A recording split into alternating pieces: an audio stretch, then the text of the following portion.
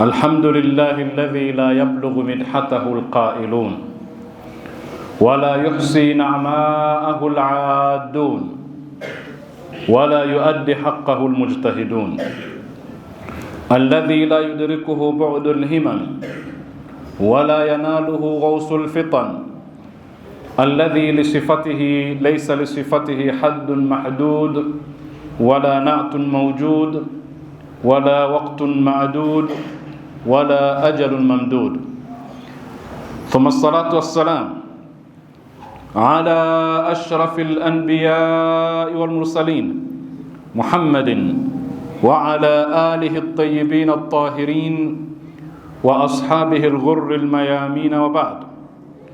يقول الحق سبحانه وتعالى في محكم كتابه المجيد: أعوذ بالله من الشيطان الرجيم: أومن كان ميتا فأحييناه وجعلنا له نورا يمشي به في الناس كمن مثله في الظلمات ليس بخارج منها كذلك زين للكافرين ما كانوا يعملون. صدق الله العلي العظيم. السلام عليكم ورحمة الله وبركاته. وعليكم السلام ورحمة الله تعالى وبركاته. Kwanza tunamshukuru Mwenyezi Mungu Subhanahu wa Ta'ala, vile vile na kumtakia rehma na amani bwana wetu mtukufu Bwana Mtume sallallahu alayhi wa alihi wasallam. Allahumma salli ala Muhammad wa ali Muhammad. Tunawakumbusha kuwa leo ikiwa ni siku ya 7 ya darsa zetu, tunazungumza kuhusu kwa nini tuzungumzie elimu. Na tumeona kwamba kwanza kabisa ni kwa sababu elimu ndiyo chanzo na chimbuko la utukufu na heshima ya wanadamu. Lakini namba 2, tukaona elimu ndiyo msingi wa kwanza wa maendeleo ya binadamu yoyote yule, jamii yoyote ile. Na tunaishi katika hii namba 2. Elimu ndiyo msingi wa kwanza wa maendeleo. Tumeona sababu ni kwa kuwa elimu ndiyo inayopewa kipaumbele katika kuandaa maendeleo ya jamii. Na tumesema, wenzetu wanasema primus of the idea, kipaumbele cha wazo katika maendeleo yoyote yale ya watu. Lakini ushahidi wa pili ni ukweli wa kihistoria, kwa maana historia inasema kwamba wale waliokuwa mbele kielimu ndio walioendelea. Na jana tumeanza kutizama mifano kadha wa kadha ya namna wale watu waliotangulia katika ilmu, waliotangulia katika sayansi, namna gani walitangulia katika maendeleo. Tumezungumza kuhusu nchi za kimagharibi leo hii, tukasema kuna hatua 3 ambazo wamepitia. Hatua ya kwanza inaitwa Dark Ages, zama za kiza. Katika zama za kiza ambazo zilianza karne ya 5 tangu mwaka 476 mpaka mwaka 1000. Mwaka 1000 mpaka 1300 ilikuwa ni kipindi cha kuanza kuamka, lakini kabla ya hapo walikuwa katika zama za kiza. Lakini nukta muhimu sana ambayo tuliishi nayo kwa muda mrefu katika mazungumzo yetu ya jana ni pale tuliposema kwamba wakati ambapo nchi za kimagharibi zimo katika zama za kiza, Waislamu walikuwa katika zama za mwangaza. Kipindi hicho kwa upande wa Uislamu ni kipindi kilikuwa kinaitwa ni Golden Age, Islamic Golden Age, zama za kidhahabu za Waislamu. Na kwa hakika ni miaka takriban 800 zilikuwa ni zama za kidhahabu. Kwa hiyo Waislamu walikuwa na ulamai, walikuwa na wataalamu, walikuwa wakiongoza kiilmu. na maeneo ambayo yalihusika sana kwa Waislamu wakati huo, yakiwa ni kiini cha ilmu, ni qibla cha ilmu, ilikuwa ni Baghdadi namba moja, Andalus ambayo ni Spain ya sasa hivi kule Ulaya, na katika Andalus ambayo ni hiyo Hispania sasa hivi, palikuwa na miji maarufu kadha wa kadha. Kwa mfano Cordoba, ambayo ndo tumesema mara nyingi ukisikia al-Qurtubi, na wako wengi hawa ma-Qurtubi wananasibishwa na eneo la Cordoba. Lakini vile vile kuna miji kama vile Tulaytila, Kashtilia na Madinatu Zahra. Yalikuwa ni maeneo muhimu sana ya kutoa ilmu yenye maendeleo kwa wakati huo, na kipindi hiki kinaitwa kwamba ni Golden Age ya Kiislamu. Ilifikia kilele chake karne ya 8 mpaka ya 13. Pale ndipo ilikuwa katika peak hiyo Islamic Golden Age. Karne ya 8 unazungumza mwaka 900 na unazungumza mwaka 700 na mpaka karne ya 13 mwaka 1200 na hii miaka tumesema ni muhimu. Ukitizama mwaka 700 na mpaka mwaka 1200 na ni kipindi cha kiza kwa watu wa Ulaya. Ni kipindi ambacho walikuwa katika mazingira ya ujinga. Na tumeelewana mpaka hapa. Sasa walijulikana katika nini zaidi Waislamu? Kwanza kabisa katika hisabati, katika mahesabu ni moja katika maeneo ambayo walikuwa mbele. Hivi mnajua kwamba namba moja tunavyoiandika sisi 1, 2, 3 mpaka 9, au tuseme 0, 1, 2, 3 mpaka 9, namna tunavyoziandika zinaitwa Arabic numerals. Hizi namba mzozizoea hizi sio zile namba za Kiarabu hizi. La, namba hizi mnazoziandika 1, 2 au 0 mpaka 9 zinaitwa Arabic numerals. Kwa lugha nyingine ni tarakimu za Kiarabu. Lakini ukweli ni kwamba sio Waarabu walizozigundua. Walizigundua Wahindi. Lakini wazungu hawakuzipata ila kwa Waislamu. Wao kila aliyekuwa amevaa Kiarabu walimuita Mwarabu, hawakumuita Muislamu. Kwa sababu Al-Khawarizmi hakuwa Mwarabu, ambaye alikuwa ni mtaalamu wa mahesabu na ndiyo maarufu aliasisi taaluma ya algebra. Sasa Al-Khawarizmi aliishi Baghdad na alisoma katika Darul Hikma, lakini ni mtu alioishi tangu mwaka 780. Inakisiwa kwamba ndo umri alozaliwa. Mwaka 780 ndio mwanzo wa Waislamu kuingia katika kufikia kilele cha kuwa ni Golden Age, ni zama za kidhahabu, kwa sababu karne ya 8 mpaka karne ya 13. Kwa hivyo katika kipindi hicho ambacho Al-Khawarizmi yupo, ndio mwanzo wa Waislamu kuwa katika Golden Age, katika zama za kidhahabu. Lakini nchi za kimagharibi zilikuwa katika zama za kiza. Ile 0 kuna mjadala kwamba ni nani aliyoibuni. Inathibitishwa kwamba ni Wahindi, lakini wengine wanasema ni Waislamu. Sasa la msingi ni kwamba wafanyabiashara wa kutoka nchi za kimagharibi waliofanikiwa kuingia nchi za Waislamu kufanya biashara walikuwa wakipata sana tabu katika mahesabu, wakitumia vijiti kuhesabu ili kutunza rekodi. Lakini walikuwa wakiwaona Waislamu wanaandika tu namba, wanatunza mahesabu, lilikuwa likiwapa tabu sana. Wakafanya kazi ya kujifunza mahesabu ili kurahisisha biashara zao. Nataka kulisema hili kwa sababu historia inathibitisha kwamba hatua ya pili ya wazungu ambayo inaitwa Renaissance period, hatua ya kuzaliwa upya kwa maendeleo ya wazungu, ilisababishwa na elimu iliyopatikana kupitia Waislamu, kwa sababu wao ndio walohamisha elimu ile kupeleka kwa wazungu.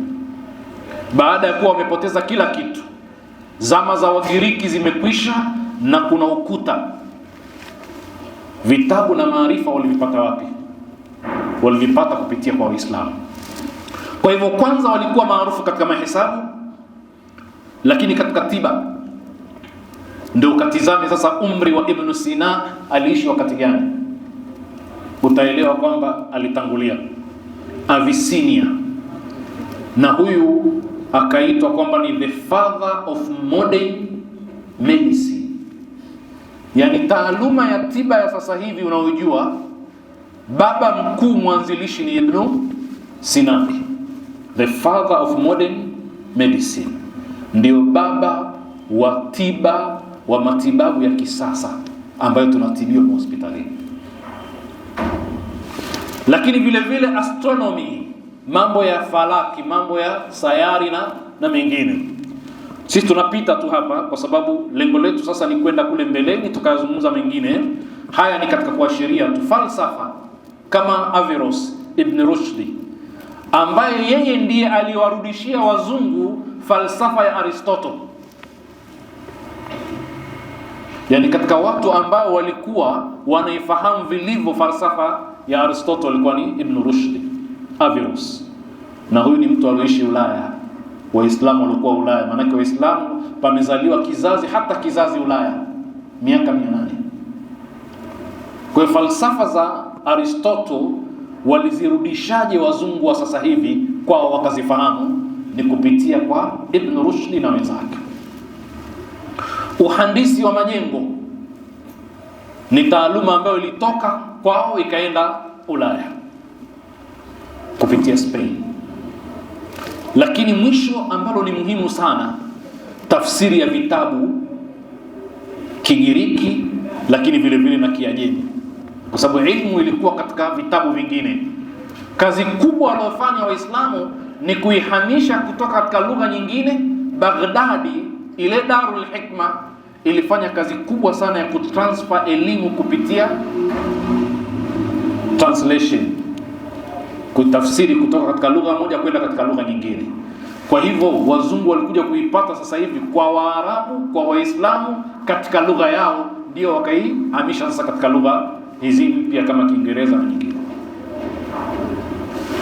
Katika kipindi ambacho nchi za kimagharibi zilikuwa katika zama za kiza, nchi za Kiislamu kwa wakati huo zilikuwa katika zama za mwangaza, katika golden age.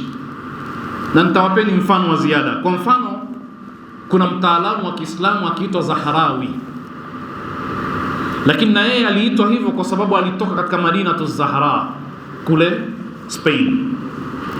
Huyu Az-Zahrawi, historia inasema kwamba yeye ndio the father of modern surgery. Yani huu upasuaji tunaoona sasa hivi, yeye ndio mwanzilishi, na aliweza kubuni vifaa vya upasuaji zaidi ya 200 vya namna ya kupasua mwanadamu viungo vyake katika maeneo mbalimbali na kumtibu.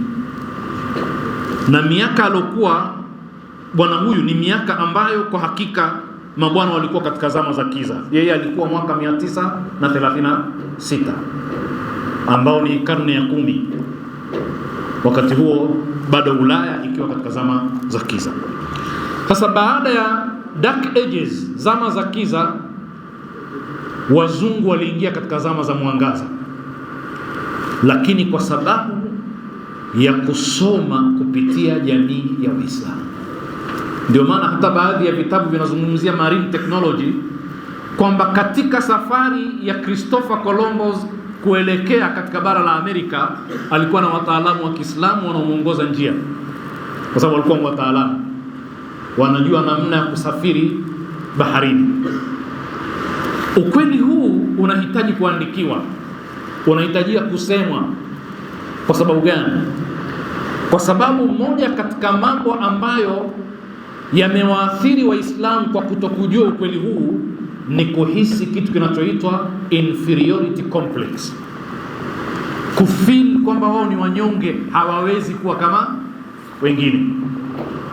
Ndio mtaona haya maswali, hata watu wakikaa wanasema wazungu bwana, wenzetu kama vile wamepewa akili tofauti na sisi. Lakini lau kama mtu akifahamu historia vizuri, akajua kwamba jana alikuwa ni yeye kwa miaka kiasi 800, na kwamba wengine walitamani kuwa kama yeye, walitamani mavazi yake, walitamani lugha yake, walitamani chakula chake, walitamani majengo, walitamani kila kitu, itampa moyo kujua kwamba yeye si mnyonge. Lakini kama hawa walipitia katika zama za rebirth, kuzaliwa upya tena, maanake na Waislamu vile vile wanaweza kupitia hatua ile wakaibuka upya. Na wala si aibu kwamba iwe hawa wazungu na nchi za kimagharibi ndio jukwaa jipya la sisi kupanda tukarudi pale tulipokuwa, kwa sababu wao vile vile walipanda kupitia kwetu. Ilikuwa tayari hakuna mawasiliano na ilmu ya Kigiriki, walikwenda kuchukua kwa Ibn Rushd, kule ndio walikwenda kusoma, na wengine na wengine na wengine. Kwa hivyo, na mambo kama haya ni muhimu sana katika vyuo vyetu vya Kiislamu, iwe watu watasoma, kwa sababu Waislamu hawajijui wala hawajui historia yao, namna walivyokuwa watukufu. Wakati fulani katika University ya Nairobi niliona katika kozi za master zilizoandikwa pale, kozi ya Islamic Civilization, ustaarabu wa Kiislamu. Kulikuwa kuna profesa wetu yuko Morogoro, marehemu Profesa Mikdadi. Nikamwambia mimi nimekwenda Nairobi University, nimekuta pale kuna kozi ya master inayoitwa Islamic Civilization. Akasema mimi ndio nilianzisha nikiwa pale, na nimemwacha mwanafunzi wangu kijana wa Mombasa ndio anaendesha kozi hiyo. Lakini suali la msingi ni kwamba huyu anayeandaliwa kuwa shekhe, hata kama sio katika university, katika hauza zetu, hapaswi kujua alikotoka, hapaswi kujua historia ya Waislamu duniani ilikuwaje. Haya mambo si tumeyataja juu juu, lakini ukija ukayanyambua moja hadi jingine, idadi ya hao wataalamu ni wengi kupitiliza, na katika kila fani. Katika tiba walikuwa wengi sana, katika masala ya upasuaji wa ndani, katika masala ya tiba kwa ujumla. Mtu kama Ibn Nafis, ambaye leo hii ukiwauliza vijana wetu madaktari, ushawahi kupitia mahala ukamsoma mtu anaitwa Ibn Nafis, atakwambia simjui. Lakini taaluma nyingi wanazozisoma waanzilishi ni wao. Jabir ibn Hayyan Geba, ambaye ni mwanafunzi wa al-Imam Sadiq alayhi salam. Allahumma salli ala Muhammad wa ali Muhammad. Ni university gani inafundisha habari zake?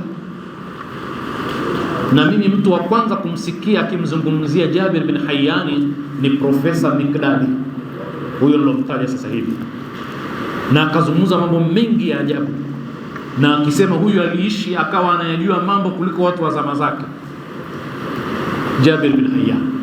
Na ndio yale niliyosema jana, ukisikia Geba huwezi kujua nani, ukisikia Averroes huwezi kujua kama ni Ibn Rushd, ukisikia Avicenna huwezi kujua kama ni Ibn Sina. Kwa hivyo kuna dharura ya vijana wetu kuyasoma kwa mtiririko, sio kwa namna hii tunaozungumza, wakaijua ile miaka vizuri, pakaandaliwa masomo ya kumfanya kijana akitoka pale ajue kwamba na yeye anaweza kuwa mkubwa. Nadhani hili jambo la msingi sana, na hakika inshallah kwa muda mfupi litakuwepo, kwa sababu azma yetu ni kufanya utaratibu huo na kuandaa mtiririko na miaka, ukajua kwamba wazungu walipokuwa katika zama za kiza ni kipindi gani mpaka kipindi gani, lakini miaka ile ile ukaonyeshwa kwamba kulikuwa kuna watu hawako kwenye kiza katika taaluma zote unazozijua, na walifundisha kina nani, Ni nani katika wanafunzi wakubwa wa Averroes Ibn Rushd katika wazungu ambaye alichukua falsafa za Aristotle kwa Ibn Rushd na yeye akazihamisha kwa watu wengine? Mwanafunzi anatakiwa azijue ili afahamu mtiririko huu wa ilmu, namna gani tuliihamisha tukaipeleka katika nchi za kimagharibi. Nadhani tunaelewana mpaka hapa. Sasa hapa kuna orodha ya wengi ambao niliandaa, lakini muda wetu hautoshi. Na leo ukienda kuzurura duniani unafanya utalii, nenda sasa ukaangalie Madinatu Az-Zahra iko wapi huko Spain, ambapo palikuwa ni mji wenye taa, panaangaza usiku, ni mji ambao umependeza karne hizo. Wanasema ile Madinatu Az-Zahra ilikuwa ni mji kama mji wote unaojua leo, ukiingia panaangata katika zama hizo. Na nikawaambieni sasa kamsome Al-Mas'udi wa Muruji Dhahabi akueleze mambo kadha wa kadha ya kihistoria, ya jiografia na mengine na mengine na mengine. Sasa wazungu tayari wameshaingia katika kipindi cha mwangaza kuanzia mwaka 1300, kama tunasikilizana vizuri, kuanzia mwaka 1300 kwenda mbele mpaka 1500 na wameanza kuzaliwa upya. Ndio utaona sasa wale wataalamu nilikuwa nakutajia, utaona wakubwa, wataalamu wakubwa wanaanza miaka hiyo. Wachache walianza 1200 na 300 na taratibu kufikia 500 na sasa na wao wanaanza kuwa na wataalamu wengi.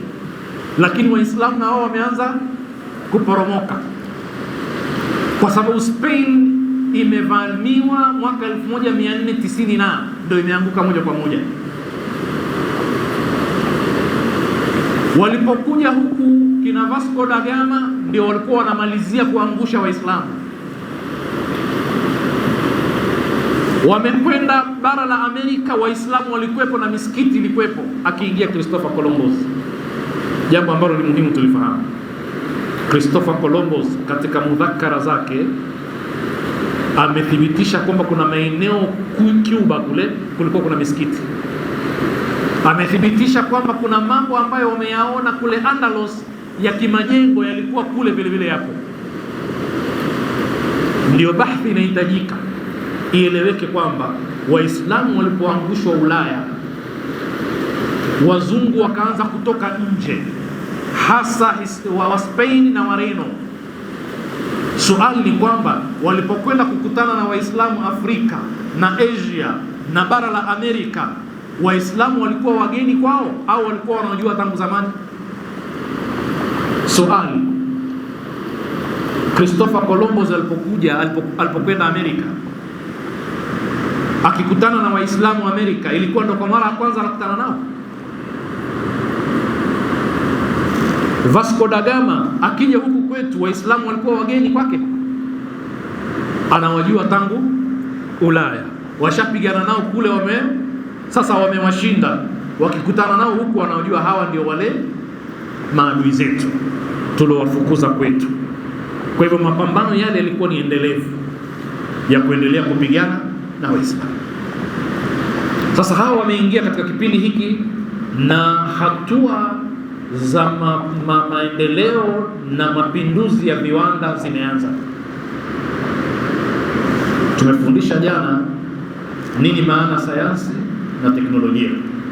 Tukasema kilichotangulia na sayansi ikaleta teknolojia.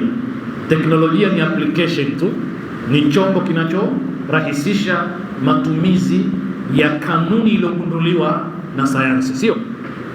Kwa hivyo teknolojia ya viwanda ilikuwa ni matokeo ya scientific revolution, mapinduzi ya kisayansi.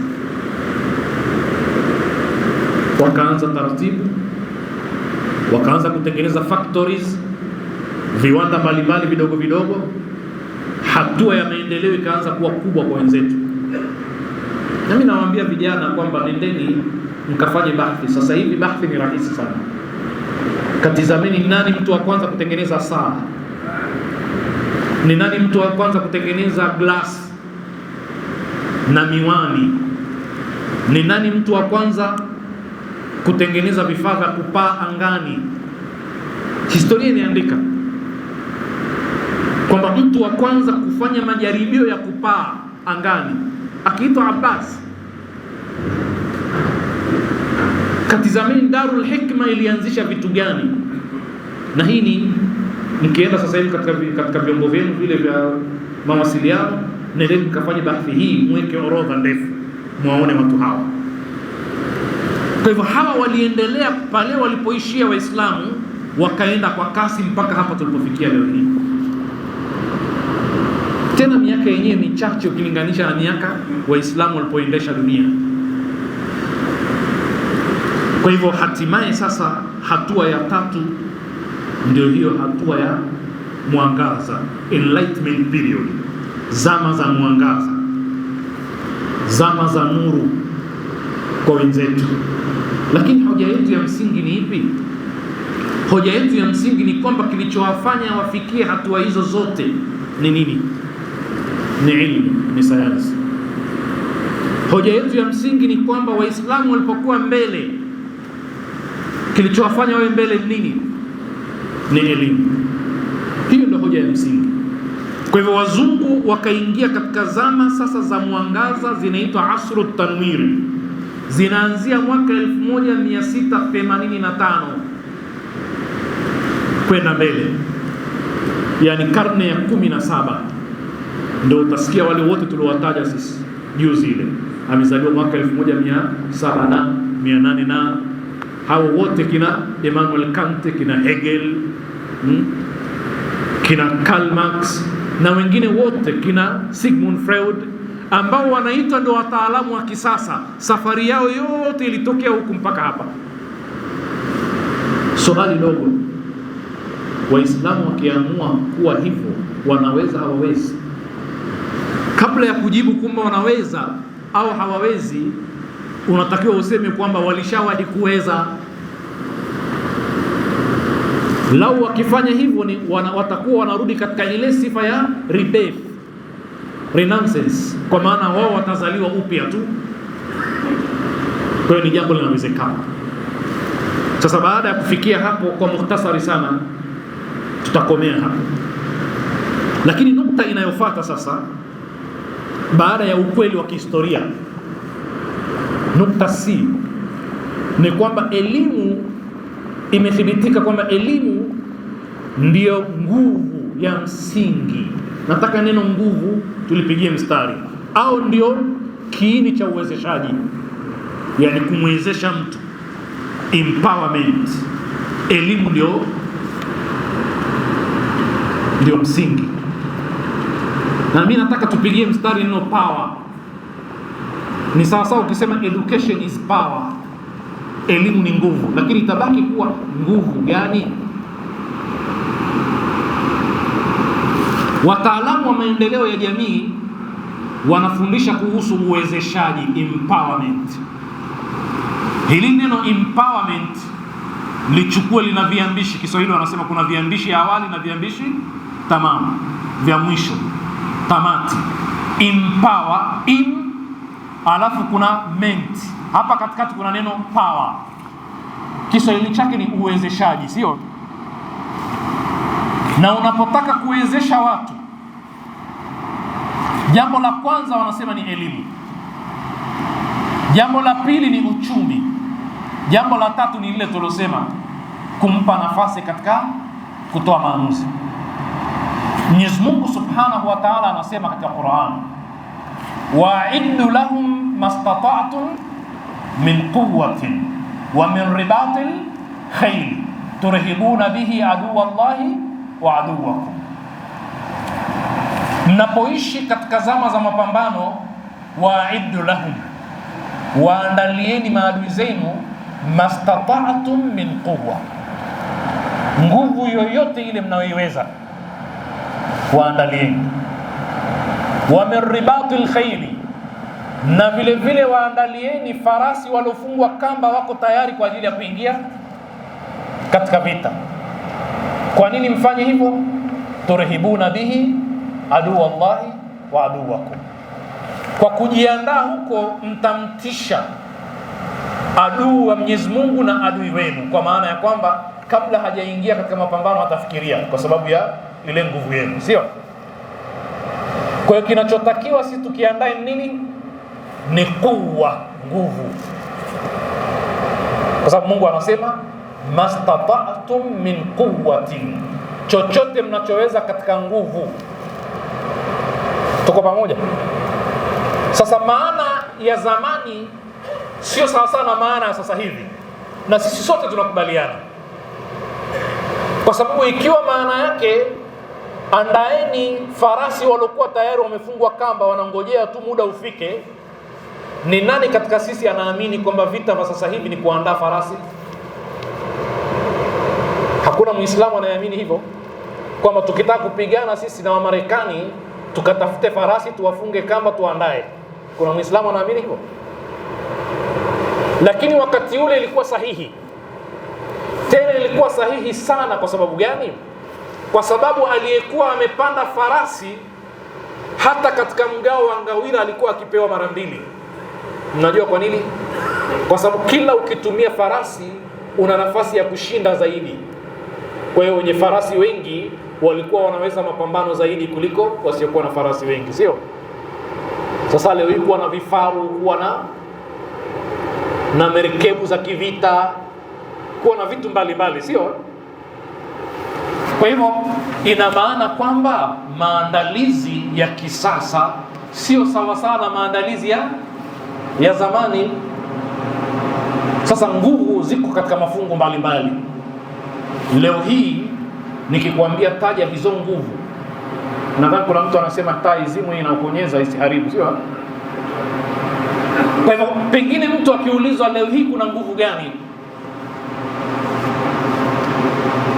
baba, nguvu za kijeshi kwa maana ya silaha, kuwa na silaha za kijeshi ni nguvu zilizokusudiwa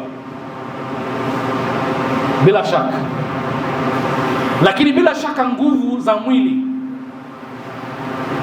ni nguvu zilizokusudiwa, sio? Bila shaka.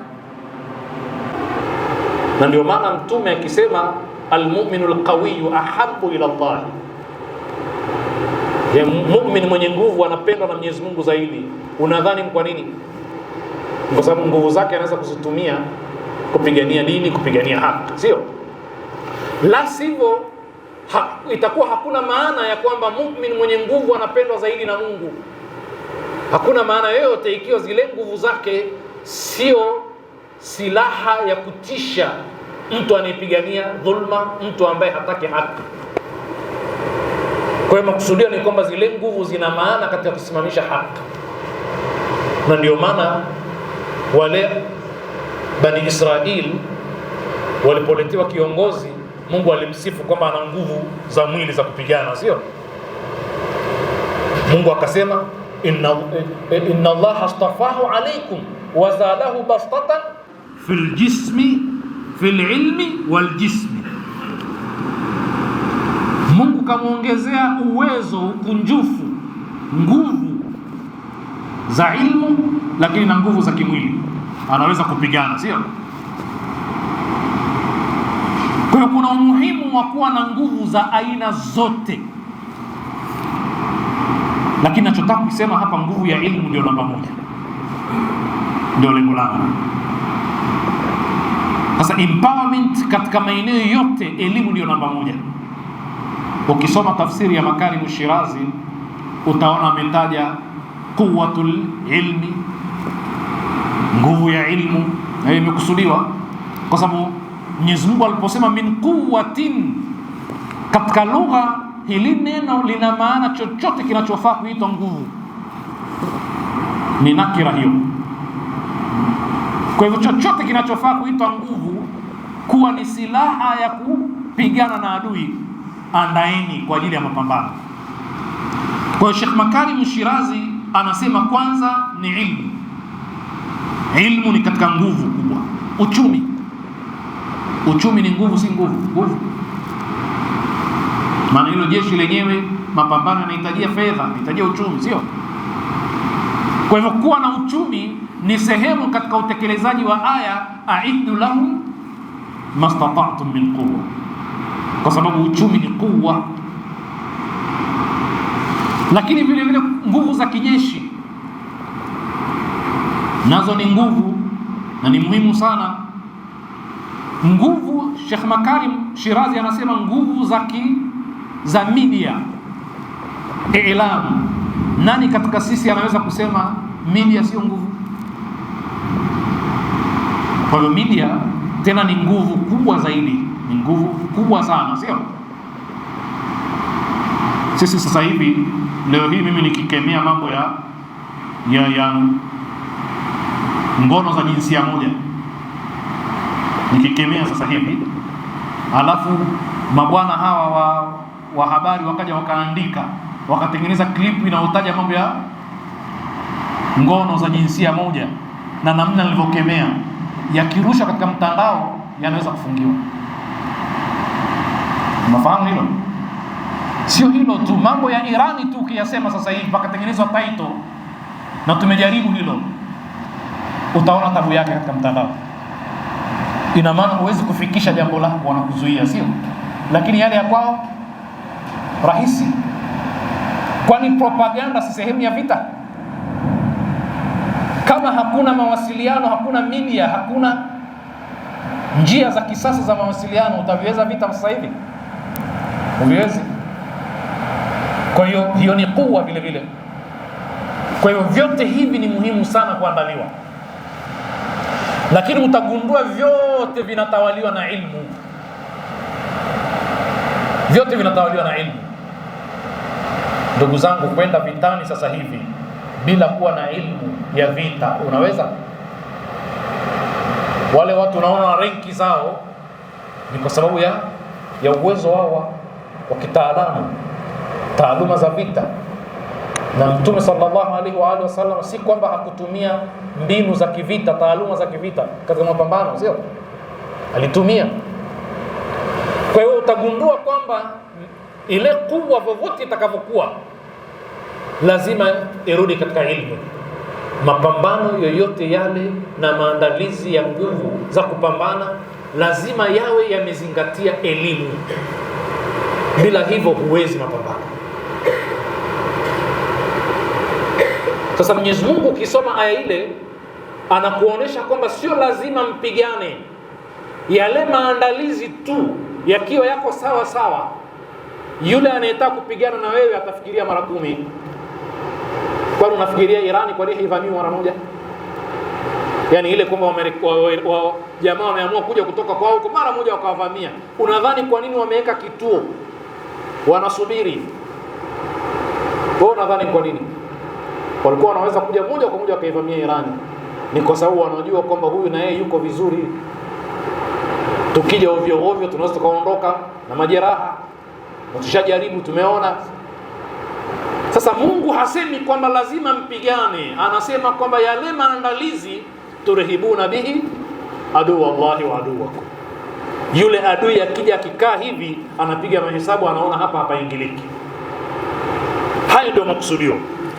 Kwa hivyo nguvu za kijeshi ni muhimu, nguvu za kiuchumi ni muhimu, nguvu za mawasiliano na media na vyombo vya habari ni muhimu, lakini nguvu za ilmu ni muhimu kuliko zote, kwa sababu vita sasa hivi ni sayansi,